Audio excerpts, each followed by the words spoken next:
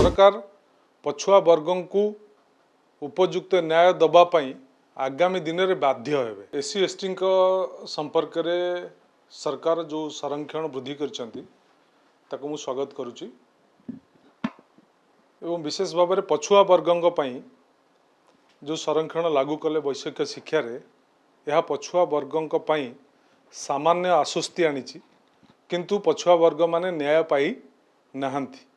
ता छड़ा आपण जदि देखिबे सरकार पछुआ वर्गों को उपयुक्त न्याय दबापाई आगामी दिन में बाध्य हेबे।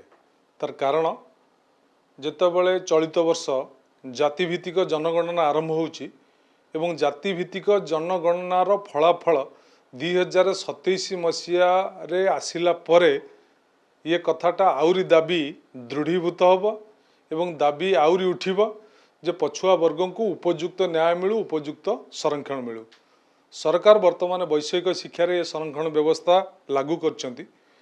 मु तो व्यक्तिगत हिसाब से सरकार को अनुरोध करी अंततः पक्षे सरकार ये वैषयिक शिक्षा ठारू आरंभ करी सरकारी चाकरी ठारू आरंभ करी बेसरकारी चाकरी रे मध्य ये संरक्षण व्यवस्था लागू करिवार आवश्यकता अछि। पछुआ वर्गों पर स्वर उत्तोलन सबुबले बिजु जनता दल करुला। बिजु जनता दल सबुबले पछुआ वर्गों सपक्ष थिला एवं आपण को मने पके देवा चाहे ओडिशार प्रवाद पुरुष बिजु बाबूंकर चेष्टारे सेतबले वीपी सिंह पछुआ वर्गों पर मंडल कमिशन सुपारिश लागू करने को चेष्टा करते लागू करते तेणु केंद्र सरकार टालटुल नीति यह कार्यकारी हो पार नाला किंतु वर्तमान जेहेतु पछुआ वर्ग मानकर दाबी बिजु जनता दल विधानसभा शाणित भाव में उठे आपणकर आमर सीनियर सदस्य पूर्वतन मंत्री राजा स्वाई हूँ अरुण भाई हूँ मु भी हुए एवं जो माने ओबीसी मानक संरक्षण दवापाई दाबी करुँच जो मान दाबी फल